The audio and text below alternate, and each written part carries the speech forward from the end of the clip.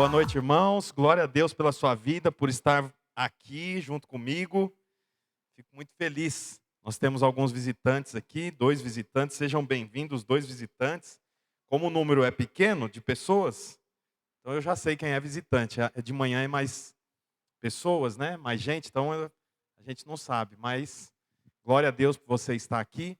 Antes de eu começar a pregação, eu queria atualizar os irmãos sobre o que nós estamos fazendo aqui. Não sei se você percebeu, mas nós trocamos o projetor, né? Ainda não está do jeito que nós queremos, porque para ficar bom, a tela tem que ser branca. E aqui é escura, né? Então agora nós vamos fazer a tela para ajustar para o tamanho da projeção. Mas nós trocamos o equipamento que ia ali. Eu não sei se você lembra, tinha uma haste que passava aqui. Nós removemos uma outra que ficava aqui, né? Então, tudo isso dá muito trabalho. Eu fiquei aqui essa semana, eu não subi no andaime, não pus o andaime, mas deu trabalho. Eu vi que deu trabalho. Eu tive que ficar acompanhando aqui. Dá trabalho também, né? Porque tem que orar para os homens não cair do andaime. Não é verdade? Aleluia. Nós também estamos trocando a calçada ali da frente do prédio. Não sei se você viu, né? Estamos trocando ali para ficar melhor. Estava feio, vamos ajustar. Falei pro pedreiro e para um amigo nosso aqui que eu quero fazer na porta da igreja, do prédio ali, 2 pilares pequenos assim. Sabe aqueles pilares que o pessoal coloca para o carro não avançar na calçada? Com um suporte para quando chover a gente conseguir puxar um toldo assim e engata nesse pilar para os irmãos quando chegar conseguir entrar com mais tranquilidade e também não molhar o hall ali da igreja, ficar liso, né? Então nós vamos aos pouquinhos, nós vamos arrumando. Eu queria testificar que tudo isso é feito com a sua generosidade. Amém, irmãos? Os irmãos aqui da nossa igreja são generosos quando vão ofertar, são dizimistas, e eu louvo a Deus por isso. Oro toda semana, irmãos, nós oramos aqui, eu estou aqui orando, né, de quarta-feira junto com os líderes de célula, e toda semana nós oramos pela vida financeira dos irmãos da nossa igreja, para que o Senhor faça você prosperar, para que em nome de Jesus você possa ter um salário maior, para que você possa enriquecer-se. Amém, irmãos? Algumas pessoas não querem enriquecer, não tem problema, né? Porque tem interpretação errada. Mas a Bíblia diz que o Senhor, que era rico, se fez pobre, para que eu, com a minha pobreza, fosse feito rico lá na cruz. Então eu declaro em nome de Jesus sobre a sua vida que o Senhor tem para você riquezas financeiras.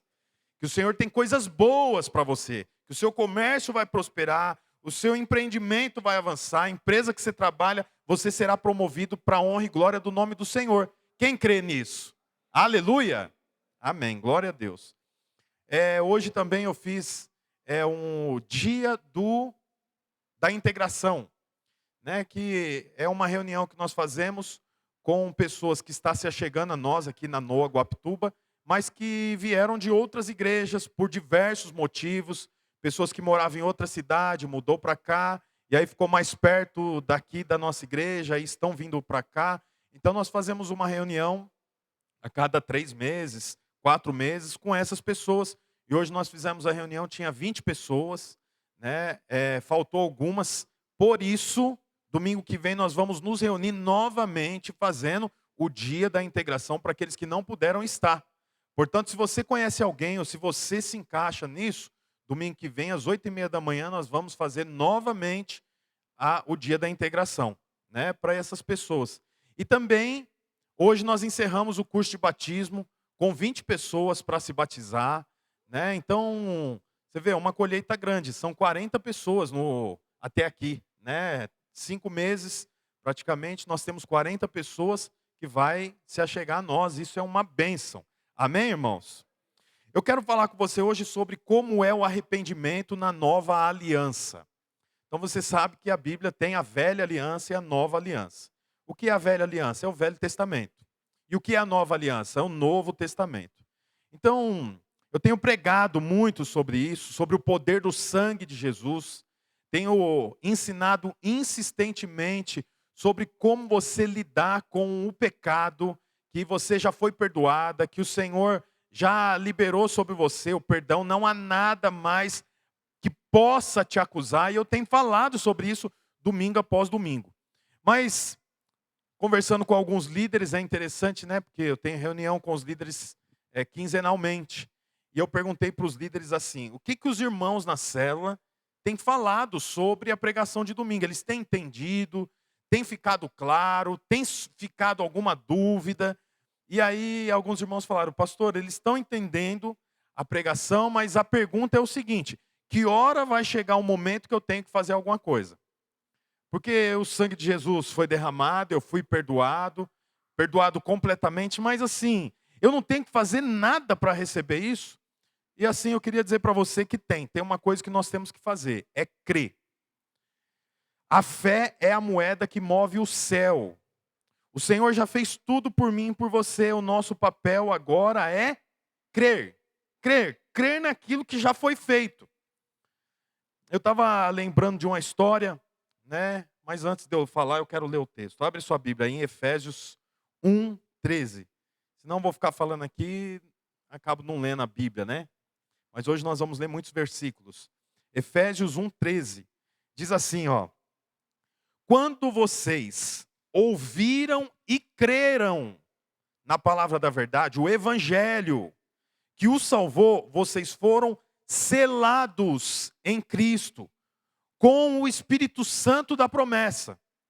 Então você vê, quando nós ouvimos e cremos, mas ouvimos e cremos no quê? Na palavra da verdade. Qual é a palavra da verdade? O evangelho. O evangelho, o nome evangelho significa boas notícias.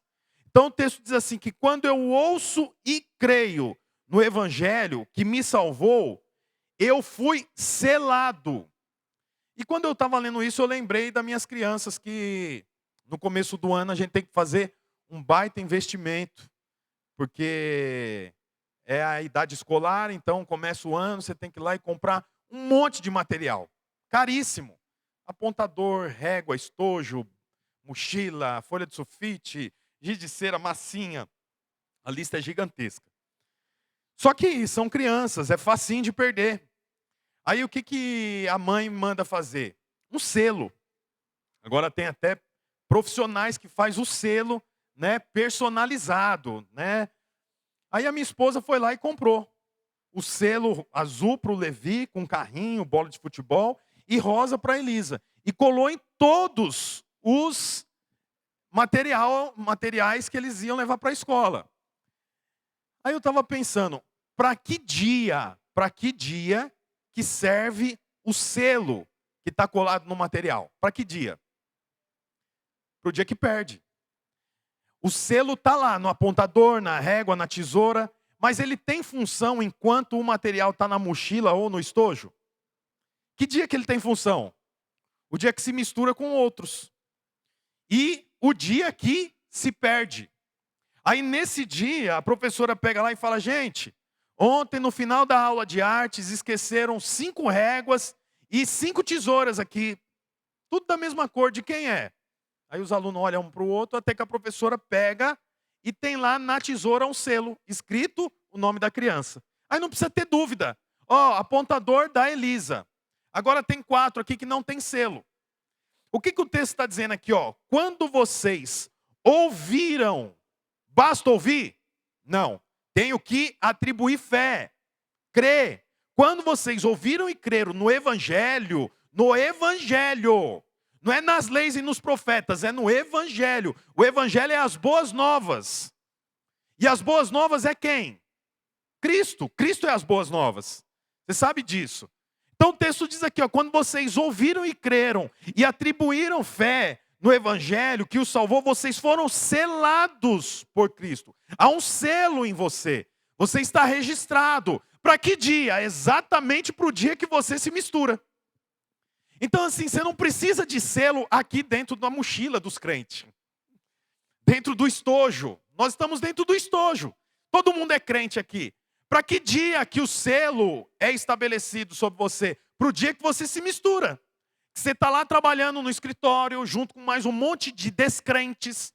O dia que você está lá no banco trabalhando, o dia que você está no comércio, o dia que você tem um problema com a imobiliária, o dia que você está no futebol com os amigos. Nesse dia, o selo entra em vigor. Por quê? Porque tem muita gente perdida, mas você tem um selo.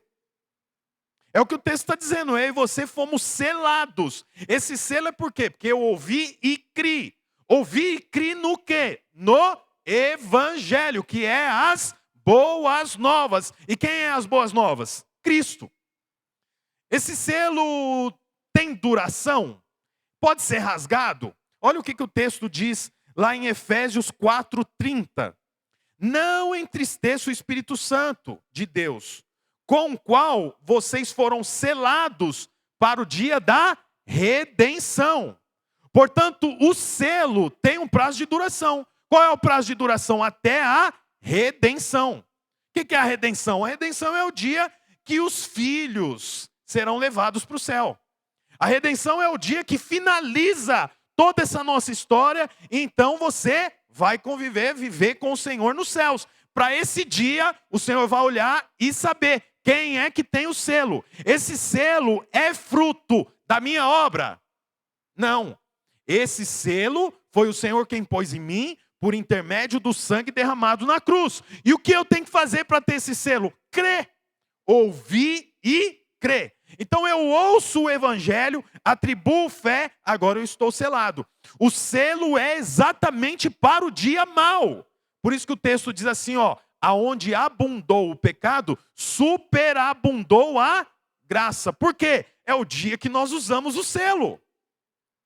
O selo não é para o dia bom. O selo é para o dia da tentação. O selo é para o dia mau. O selo é para o dia em que você se mistura, o dia em que você se contamina, o dia em que você esquece da onde que você faz parte. Aí você é uma tesoura que saiu fora do estojo. Aí o Senhor fala, não, esse aqui tem o meu selo. Mas está no meio de um monte de outras tesouras sem selo. Pois é, mas eu conheço o selo dele, eu mesmo colei o selo nele. O sangue está derramado sobre essa pessoa. E essa pessoa é você. Amém? Há o selo do Senhor sobre a sua vida. Então, ainda quero contar mais uma ilustração para você. Hoje já não é assim, mas antigamente as crianças tinham que produzir seus próprios brinquedos. E aí a criança ia lá e fazia o seu carrinho. Tem um anfitrião nosso que tem o carrinho que ele fazia na época, lá no rack dele. Então tá lá o carrinho, você chega e ele conta a história. Leva pouco tempo, uns 45 minutos de história, mas ele conta. Toda vez que você vai na casa dele, ele conta, isso aqui é meu carrinho, Eu que fiz a rodinha, não sei o quê, isso aqui é o farol, Agora tá todo mundo, é você. Mas assim, era ele que fazia, as crianças que faziam. Então imagina que a criança foi lá e fez o carrinho e está brincando na porta da casa. Aí por algum motivo, a criança precisou se ausentar. Quando ela volta, adivinha? Onde que está o caminhãozinho que ela fez? Não está mais lá. Alguém veio e roubou, saqueou. Ele fica muito triste. Um dia ele está andando na rua, ele olha numa loja de brinquedos e adivinha? O carrinho está lá à venda. Aí ele entra e fala, esse carrinho é meu. Fui eu que fiz. Conheço esse carrinho por dentro e por fora. Eu sei como fazer um carrinho desse. Eu vim buscar o meu carrinho. O dono da loja fala, não, esse carrinho não é seu, está aqui para vender. Não, mas é meu, fui eu que fiz então, mas está aqui para vender. Se você quiser, você tem que comprar. Aí o menino vai lá, junta o dinheiro e vem e compra o próprio carrinho que foi produção dele. Agora, esse carrinho, esse caminhãozinho, é dele quantas vezes? 2 vezes. Uma porque ele fez e outra porque ele pagou o preço. Da mesma forma é Cristo. Ele me fez, ele fez você. Mas o ladrão veio e nos roubou. Que a Bíblia diz que o ladrão veio para matar, roubar e destruir. Mas o Senhor depois veio e falou, não, fui eu que fiz. Por causa do pecado de um só homem, entrou o pecado em todos. Mas eu fiz, eu conheço por dentro e por fora. Vim aqui buscar meus filhos. Mas aí aquele que tem agora o acesso fala, não, é meu. Você quer, você vai ter que pagar o preço. Qual é o preço? O preço é morrer na cruz. Aí ele fala, então eu vou pagar o preço. E aí eu e você somos do Senhor 2 vezes. Primeiro porque Ele fez e depois porque Ele pagou o preço por mim e por você. Amém? Achei que vocês iam ficar mais surpresos com a minha ilustração. Eu achei tão boa essa ilustração. Achei que alguém ia pular. Ah, nossa! Mas você entendeu, irmão? Você é do Senhor duas vezes. Uma porque Ele te fez e outra porque Ele comprou você. Você tem o selo é sobre você. Aonde você for, você tem o selo. Porque o selo não está relacionado a mim, o selo está relacionado ao Pai. Uma criança nunca ia pensar em pôr o selo. Mas o pai sempre pensa, eu paguei um alto preço por isso aqui, eu não quero que você perca. Então, vamos botar um selo aí. Da mesma forma é o pai. Mas aí tem uma questão, que todo mundo, né, pensa até de forma errada, que é o arrependimento. Então assim, puxa, mas pastor, tudo bem, eu tenho selo, mas esse selo ele fica permanente. Para que serve o arrependimento? O que é o arrependimento na nova aliança? Você sabe, arrependimento na Bíblia é uma palavra grega que significa metanoia. O que é metanoia? Mudança de mente. Arrependimento, nós estamos acostumados a pensar sempre com uma mudança de conduta. Mas arrependimento na Bíblia é mudança de mente, é mudança de opinião, é mudança de entendimento. Portanto, alguém que se arrepende não é alguém que necessariamente tenha mudado de conduta, mas aqueles que se arrependem mudaram de mente. E porque mudou de mente, muda a conduta. A conduta não altera a mente, mas a mente altera a conduta. Alguém pode alterar a conduta até mesmo sem Cristo. A pessoa não precisa se converter para mudar de conduta. Às vezes a pessoa muda de conduta porque a esposa convenceu ele. Mostrou para ele, isso não é legal, aí ele muda de conduta. Mas o evangelho não é mudança de conduta. O evangelho é uma metanoia, é uma mudança de mente. Eu altero a minha opinião, eu altero o meu entendimento, eu altero a minha mente. E a minha conduta é uma resposta à alteração que eu sofri, que se chama arrependimento. Então, nós, muitas vezes, a maioria de nós, entendemos o arrependimento como se fosse uma renúncia ao pecado e a decisão de uma vida correta. Arrependimento, de forma geral, é isso para a maioria de nós. Então, alguém que se arrependeu é alguém que renunciou ao pecado e decidiu viver de forma correta, sim ou não? Então, alguém que está aqui me ouvindo e eu falo sobre arrependimento dos pecados. Você precisa se arrepender. Logo, quem está me ouvindo vai fazer a seguinte conta. Arrependimento é renúncia de pecado. Eu fazia, não faço mais. Eu agia, não ajo mais. É tudo que antes eu aprendi, hoje eu preciso renunciar. O nome disso é arrependimento até o momento agora. Então, o que é arrependimento? Quando eu falo, na maioria das vezes você entende que é renúncia de pecado e decisão por uma vida correta. Sim ou não? Mas não é assim que nós vemos na Bíblia. Por quê? Olha que interessante, a Bíblia registra no Velho Testamento 46 vezes falando sobre arrependimento. No Velho Testamento. 46 vezes aparece alguma coisa falando sobre arrependimento. Dessas 46 vezes, 37 vezes o arrependimento está relacionado a Deus. Deus se arrepender. Se arrependimento é a renúncia do pecado e a decisão em viver uma vida correta, então a expressão arrependimento não pode ser aplicado a Deus. Por que não pode ser aplicado a Deus? Porque Deus não precisa renunciar a uma vida de pecado, porque Ele não tem uma vida de pecado. Então, arrependimento na Bíblia não é renúncia de pecado e decisão por uma vida correta. Arrependimento na Bíblia é mudança de mente. Quer ver? Olha a sua Bíblia aí em Êxodo 32:14. Vai aparecer aqui na projeção. Gênesis 32:14. E sucedeu que o Senhor arrependeu-se do mal que ameaçava trazer sobre o povo. Isso aqui não é mudança de conduta. Isso aqui é mudança de opinião, de mente, de entendimento. O Senhor ia destruir o povo, ia trazer juízo sobre o povo, mas Ele se arrependeu. Ele não se arrependeu no sentido de renunciar ao pecado e decidir por uma vida correta. Porque não é isso o arrependimento na Bíblia. Arrependimento na Bíblia é uma mudança de entendimento. Então o Senhor tinha o entendimento, ele mudou o entendimento. A Bíblia fala que o Senhor se reuniu com Abraão e ele ia destruir Sodoma e Gomorra. Aí ele fala: eu ia até esconder de você essa decisão, Abraão. Eu ia destruir Sodoma e Gomorra, mas eu não vou esconder nada de você. Eu vou destruir Sodoma e Gomorra. As duas cidades vão ser destruídas. Você vê, ele não ia comunicar a Abraão sobre a destruição de duas cidades. Mas aí ele se arrepende. Por que ele se arrepende? Porque ele muda a opinião, ele muda o entendimento. Ele fala: não, é melhor eu te falar, eu estou te falando.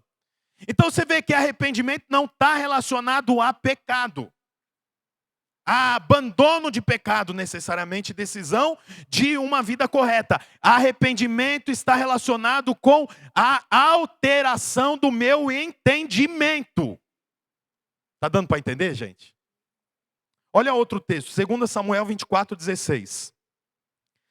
2 Samuel 24:16. Quando o anjo estendeu a mão para destruir Jerusalém, o Senhor arrependeu-se de trazer essa catástrofe e disse ao anjo destruidor: pare, basta.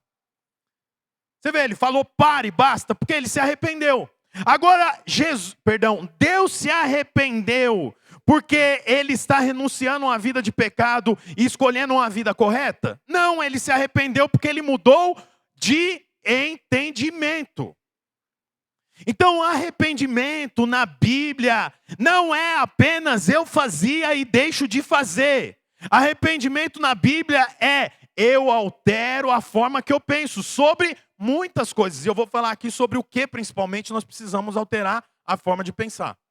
Porque isso que é arrependimento na palavra de Deus. Mas nós, de forma geral, entendemos arrependimento assim. A pessoa fumava, deixou de fumar, então ela se arrependeu. A pessoa usava droga, deixou de usar, então ela se arrependeu. O marido tinha 2 famílias, aí ele se arrependeu e deixou de ter a segunda família. Você sabe, tudo isso é resultado de um arrependimento. Mas o arrependimento não é o ato, o arrependimento é aqui dentro. Então eu mudo a forma de pensar, altero a minha mente por conta do evangelho, que daqui a pouco nós vamos ver. Aí essa metanoia gera uma nova atitude. Por que eu estou falando isso? Porque, gente, tem um monte de gente no mundo que muda a conduta. Então ele tinha o rapaz, quando dirigia o carro, ele tinha uma conduta agressiva. Ele xingava, mostrava o dedo do meio, brigava, chamava para luta, aquela coisa toda. Até que um dia ele se encontrou com um doido mais doido que ele. E aí numa briga o cara mostra a arma para ele. Ah, você quer descer? Então desce. Vamos conversar. A partir desse dia ele muda de conduta. Mas isso é arrependimento? Não. Por quê? Porque não tem Deus envolvido. Então você percebe que a mudança de conduta não fala sobre conversão. Conversão é mudança de entendimento, de mente, de pensamento. Olha o texto, vamos abrir a Bíblia aí em Marcos capítulo 1, versículo 14. Diz assim, Marcos 1,14. Depois de João ter sido preso, foi Jesus para Galiléia, pregando o evangelho de Deus. O que é evangelho, irmãos? Boas novas. E quem é as boas novas? Cristo. Então, olha só, depois de João ter sido preso, foi Jesus para Galiléia pregando sobre o Filho de Deus. Porque ele é as boas novas, não é isso? Olha a continuação, versículo 15. Dizendo, agora vai falar o que ele pregava. Dizendo, o tempo está cumprido e o reino de Deus está próximo. Arrependei-vos, ou seja, muda a sua mente e crede nas boas novas. Deixa esse texto aqui. Então, você percebe que o arrependimento não é deixar apenas de fazer coisas. O arrependimento é uma mudança de mente em relação a Cristo. Olha o texto, mais uma vez, ó. Depois de João ter sido preso, Jesus foi para Galiléia pregando sobre as boas novas. O evangelho. Quem é as boas novas? Cristo. Quem é Cristo? Filho de Deus. Então, ele foi para Galiléia pregando sobre ele mesmo. O evangelho de Deus, ou seja, o Filho de Deus, o Messias de Deus, o Cristo de Deus. E ele dizia: o tempo está próximo, o reino de Deus está... Perdão, o reino está cumprido e o reino de Deus está próximo. Muda a mente e creia no Filho de Deus. Por que ele está falando isso? Porque naquela época em que ele prega, os judeus criam em Deus, mas não criam em Jesus. Então o Velho Testamento é um resumo do quê? De profetas, homens que anunciavam a vinda de Jesus. É isso no Velho Testamento. Então tem lá os salmos messiânicos. O que são os salmos messiânicos? São salmos que está lá no livro, 150 capítulos de salmos, tem capítulos que falam sobre a vinda do Messias. É os salmos messiânicos. Os profetas profetizavam sobre o quê? A vinda de Jesus. Quando Jesus vem, a expectativa é que os judeus o reconheçam como Filho de Deus e aceite Jesus como seu Senhor e Salvador. Mas tinha uma barreira. Qual era a barreira? A barreira da religião. Eles olhavam para Jesus e falavam assim: como pode esse ser Filho de Deus se ele senta na mesa com os beberrões? Como pode esse ser o Filho de Deus se ele come e bebe com gente que ele não deveria nem sentar na mesa? Como é que pode esse ser o Filho de Deus que vai em festa? Tanto que a Bíblia diz, antes tinha João, que morava no meio da floresta, vestia uma roupa com pele de camelo, comia gafanhoto, não relacionava com ninguém. Vocês falaram que era um absurdo. Agora vem Jesus, que faz o contrário de João, e mesmo assim vocês não creem. Então o desafio era os judeus crerem em Deus. Não, crerem em quem? Em Jesus. Então quando Jesus está pregando, ele fala: olha, o tempo está cumprido e o reino de Deus está próximo. Muda a mente de vocês e creiam no Filho. Creiam em mim. Creiam no Evangelho, as boas novas. Eu sou as boas novas. Olha outro texto, capítulo Atos 20, 21. Olha o que diz lá. Testificando tanto a judeus como a gregos, tanto a judeus como a gregos. Judeus eram os crentes, que eles criam em Deus. Os gregos eram quem? Os descrentes, que não criam em coisa nenhuma. Então, o texto diz, testificando tanto aos crentes como aos descrentes, arrependimento, ou seja, muda a mente para com Deus e a fé nas boas novas, a fé no Evangelho, a fé em Cristo. Então, o que o texto está dizendo aqui? Que arrependimento não é simplesmente eu fazia e não faço mais. O arrependimento é uma mudança de mente em relação ao Evangelho, a Cristo. Está dando para entender? Vocês estão fazendo aquela cara de novo que não está entendendo nada. Vocês estão fazendo aquela cara assim, tem alguma arapuca nisso aí. Não é possível que é isso. Por quê? Porque isso aqui vai frontalmente contra o que nós aprendemos por muitos anos. Porque você só vai ser salvo se você arrepender e mudar de vida. Quer dizer, eu deixo de fazer uma série de coisas. Se eu fizer isso, então eu estou salvo. Mas não é, isso é só um resultado da transformação da minha mente. Eu mudo a forma de pensar. E porque eu mudo a forma de pensar, eu mudo a atitude, eu mudo a conduta. Mas não é a conduta que me recomenda diante de Deus. O que me recomenda diante de Deus é a mudança de mente em relação ao Evangelho, às boas novas, a Cristo. Está dando para entender? Quer ver? Eu vou mais fundo agora. Lucas capítulo 15. Lá em Lucas, no capítulo 15, fala sobre 3 parábolas. Eu vou falar sobre 2. A primeira parábola é a parábola da ovelha perdida. Eu vou ler o texto para ficar mais fácil. Lucas 15:3. Diz assim, ó. Então, Jesus lhe propôs uma parábola, dizendo: qual dentre vós é o homem que, possuindo 100 ovelhas e perdendo uma delas, não deixa no deserto as 99 e vai em busca da que se perdeu, até encontrá-la? Achando-a, põe sobre os ombros, cheio de alegria, indo para casa, reúne os amigos, reúne os vizinhos, dizendo: alegrem-vos comigo, vamos festejar, porque já achei a minha ovelha perdida. Digo-vos que assim haverá maior júbilo no céu por um pecador que arrepende do que por 99 justos que não necessitam de arrependimento. Então, pensa aqui comigo. O pastor tem 100 ovelhas. Só uma se perdeu.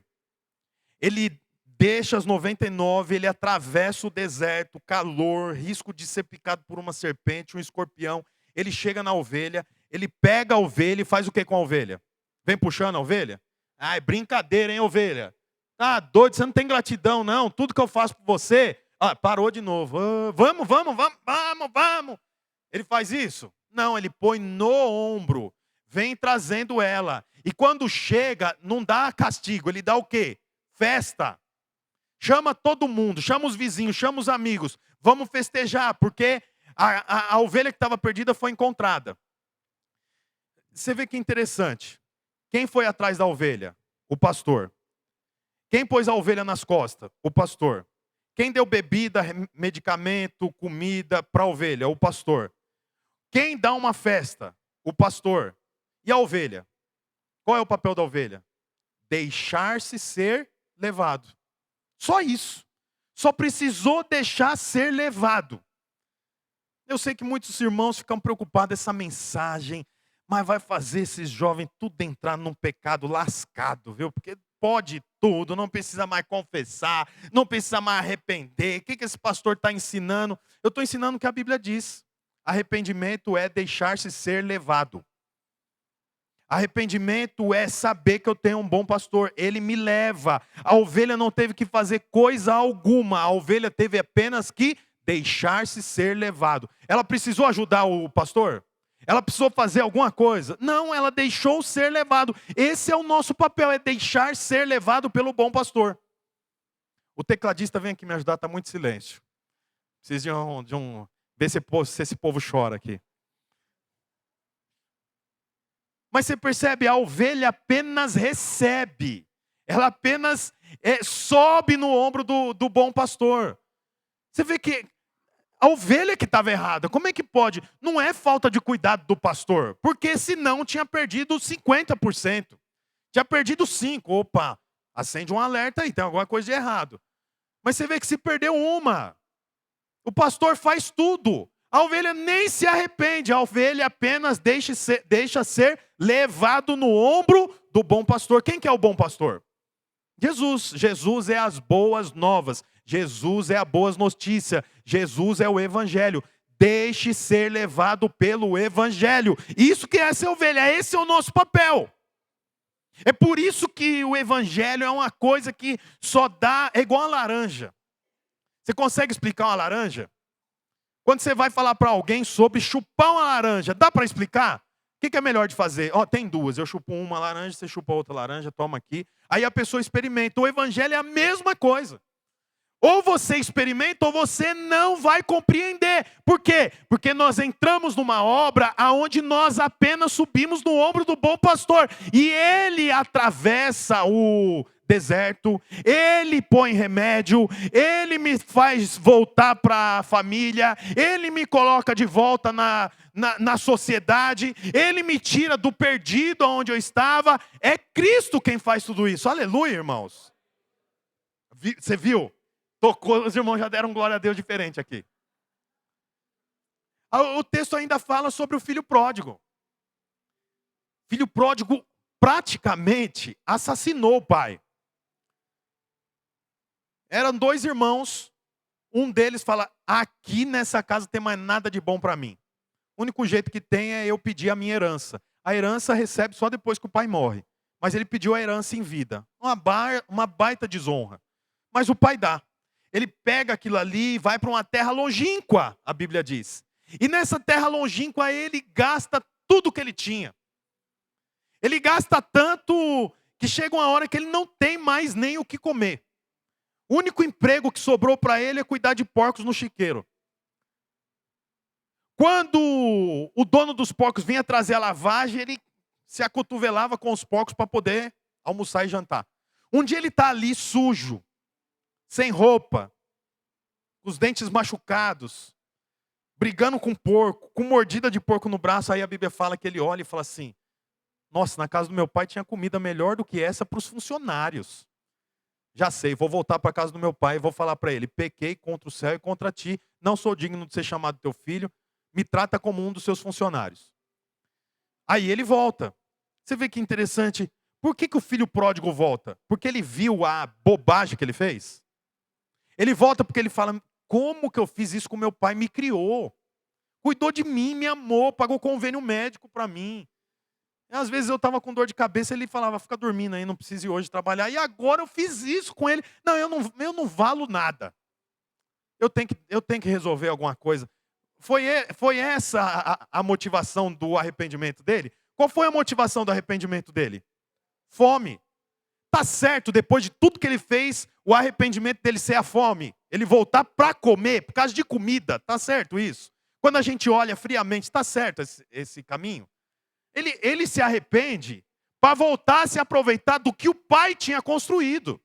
Do que o pai tinha feito, sim ou não? Quando ele volta, ele vai falar com o pai olha para ele, ele fala, pai, não devia ter feito o que eu fiz. O pai nem ouve o que ele está falando, já olha para os funcionários e fala o quê? Traz roupa nova, sandália nova, anel novo, mata um animal, vamos festejar, porque o que estava perdido foi encontrado. Você vê o filho pródigo se arrependendo da forma correta?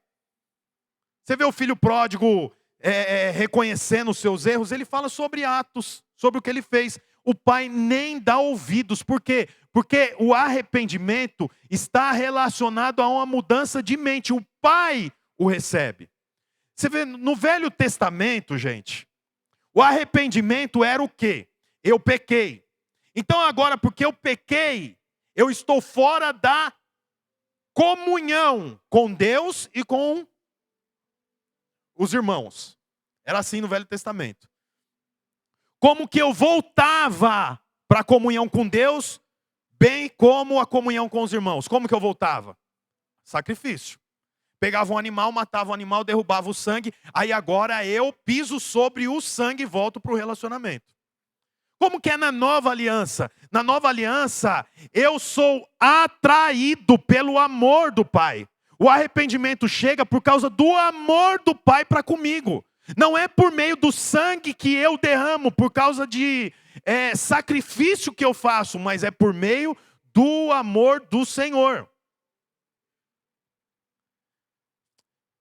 O texto termina aqui no Lucas 15, 7. Digo-vos que assim haverá mais júbilo no céu por um pecador que muda de mente, que arrepende, do que por 99 justos que não necessita de mudança de mente. Você vê que interessante? O evangelho, o arrependimento, é mudança de mente. Eu altero a forma, ou melhor, eu deixo ser alterado pela forma de pensar. O Senhor muda de dentro para fora. Agora, como eu me arrependi e mudou a minha mente, então agora a minha conduta é mudada, é alterada. Não sei se você está notando, mas o que eu estou falando aqui é evangelho. É palavra. É que por muitos anos nós aprendemos de forma errada. Aprendemos de uma forma que é uma verdade o que nós aprendemos, mas não é uma verdade atual. Tem uma verdade atual. Está entendendo? A minha filha vai pôr o chinelo, ela põe pequenininha, aí ela pega o chinelo e coloca sempre no terceiro dedo, no quarto dedo, nunca é o um dedo para o lado esquerdo, né? Um dedo para cá e 4 dedos para lá. É sempre 2 dedos para cá, 3 dedos para lá, 3 dedos para cá. Mas é a coisa mais linda, você tira até foto. Não é? Dá vontade de pôr errado, de tão bonitinho que é. Agora você imagina um homem de 25 anos chegando com 3 dedos para lá, 2 dedos para cá. É uma coisa esquisita. Então você vê, é uma verdade, mas não é uma verdade atual. Mudou, alterou. Então a forma como nós criamos não é mentira, mas não é uma verdade atual. O que é uma verdade atual? A verdade atual é Cristo fez, eu apenas subo no ombro dele. Ele fez por mim, ele atuou por mim, ele venceu por mim, ele pagou a conta por mim. E agora? Agora eu ando no ombro dele. Ele me conduz, ele me leva. Amém, irmãos? Os irmãos estão entendendo? Então mesmo, é isso que eu estou falando aqui, é a porta de acesso para todas as outras bênçãos. Quando eu entendo esse princípio, eu entendo todas as outras bênçãos e usufruo de todas as outras bênçãos. Mas se eu não entendo esse princípio, então eu não usufruo de tudo que o Senhor tem. Por quê? Porque eu ainda entendo que eu tenho que fazer algo. Eu ainda acho que é fruto da minha justiça própria. Esses dias eu cheguei em casa, falei para o Levi, tem um monte de sacola de despesa, de compra lá na escada. Vai lá e pega alguma coisa e sobe. Aí ele foi. Aí traz um papel higiênico, traz um pote de alguma coisa, tudo coisa que ele consegue trazer. Vai descendo e subindo. Aí terminou, tá bom. Aí ele falou assim, posso ver celular? Eu falei, não, hoje você não vai ver celular, você já viu. Aí o que ele falou? Eu desci e subi aqui um monte de vez, agora eu não posso ver o celular? Não, não pode ver o celular. Não é assim que funciona. Mas aí birra, né? Birra, aquela coisa aí, tá errado. Você acha que eu vou deixar ele ver o celular porque ele está fazendo isso? Aí é que eu não vou deixar mesmo. Muitas vezes é a forma como nós oramos. Senhor Jesus, eu vim aqui pedir para o Senhor abençoar a minha vida financeira. Porque, Senhor, eu estou dando dízimo, eu estou dando oferta. Estou fazendo tudo que o Senhor manda eu fazer. O que você está falando? Eu subo e desço essa escada toda hora, agora você não deixa eu ver meu celular? Não é assim? Senhor, eu vim aqui pedir para o meu casamento. Você está vendo, faz 5 anos que eu não traio a minha esposa. 5 anos que eu mudei, agora eu chamo ela de amor. 5 anos que eu trato ela bem, agora eu vou até fazer o curso de casais. Por que o meu casamento não está bom? O que você está dizendo? Eu subo e desço essa escada toda hora e você não deixa eu ver o celular. Sabe quando você vai receber do Senhor desse jeito? Nunca, porque o nome disso é justiça própria. O que eu estou pregando aqui é contra a justiça própria. Eu não tenho merecimento. Eu dependo do Senhor. É o Senhor quem faz por mim. Agora, quando o filho... É engraçado, quem é pai sabe quando é choro de dor e quando é choro de birra. É ou não é verdade? Quando é choro de birra, o que o pai faz? Deixa eu chorar aí. Não é assim? Vai chorar no seu quarto que ninguém quer ficar ouvindo sua birra, não. Aí o menino vai lá, daqui a pouco volta. Agora a criança está tomando banho, ela deu um choro de dor, o que você faz? Larga tudo e vai correndo. Você sabe que o Senhor atende aquele que declara a sua fragilidade. Senhor, eu estou aqui, eu não tenho condições, para mim é difícil, eu não sei mais o que fazer. Aí o Senhor vem e faz o quê? Coloca você nas costas. Estou perdido, sou o polo negativo aqui desse relacionamento, não dou conta. Aí o Senhor vem e põe você nas costas. Agora você fala, nunca mordi você, né, pastor? Nunca fiz nada, agora eu estou perdido aqui, você demorou 40 minutos para vir me buscar.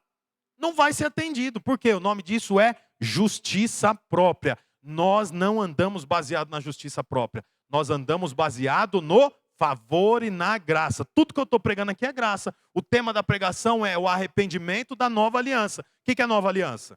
Graça. O arrependimento na graça. Como que é na graça? Você reconhece que é tudo por Ele, é tudo Ele, eu posso nele, Ele me sustenta, Ele me conduz, Ele me leva. É Cristo no centro, não é o homem no centro. Você está entendendo, meu irmão? De verdade mesmo? Fica de pé no seu lugar, então vamos orar. Os músicos podem entrar aqui, por favor. Toda semana, gente, lá no meu Instagram, se você não me segue, começa a me seguir lá. Eu abro uma caixinha de pergunta e eu sempre respondo perguntas.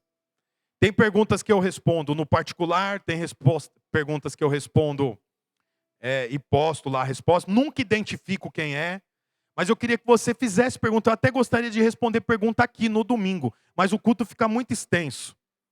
Então, me segue e faz pergunta. Pergunta sobre o que você tem ouvido aqui. Se tem dúvida, pergunta. Manda lá a pergunta, porque assim você vai crescendo. Eu sei que o que nós estamos falando aqui é novidade para muita gente. Eu, inclusive, estou estudando para pregar mais do que eu sempre estudei. Eu sempre estudei muito para pregar. Fiz o sermão, mas eu estou estudando mais para pregar. Por quê? Porque eu estava testificando domingo, sexta. Tive reunião junto com os pastores. E aí na reunião junto com os pastores a gente fala sobre a igreja, o que nós estamos pregando. Enfim, uma reunião. E os pastores perguntaram e eu falei, olha gente, eu não sei por que eu entrei nisso. Eu acredito que o Senhor me conduziu. Mas eu tinha a impressão que quando eu falava sobre graça, favor, eu estava circulando dentro de uma zona que eu conhecia. Então eu ia até aqui, como se fosse um limitador. Mas eu sinto que eu furei essa bolha e eu estou passando, subindo para um nível mais profundo. Eu queria dizer para você que o que eu estou pregando não é coisa da minha cabeça. Eu não acordo e falo, eu vou falar umas coisas hoje para aquele povo da igreja. Não. É baseado no Senhor. É baseado naquilo que o Senhor tem nos ensinado, inclusive por meio do pastor Wilson, pastor Aloísio. Eu indico você a ouvir o pastor Aloísio. Ouça ele pregando. Ele está ensinando exatamente sobre esse tipo de coisa há muitos anos. Mas eu sinto que é como se a minha mente fosse renovada e eu estou entrando num ambiente mais profundo para falar sobre isso. Eu quero que você me acompanhe, por isso que eu estou repetindo, falando novamente. Na reunião com os líderes de célula nós falamos sobre isso, porque eu quero que você entenda completamente, porque entender tudo isso aqui é a porta que abre, é a primeira porta que abre para muitas outras portas de bênçãos para você e para sua casa. Amém. Glória a Deus. Feche seus olhos. Olá, você acabou de escutar mais uma de nossas pregações. Eu quero aproveitar e te fazer um convite para que você venha aqui nos conhecer pessoalmente em um dos nossos cultos. Também aproveite e nos siga nas redes sociais para mais informações. Deus abençoe e até mais.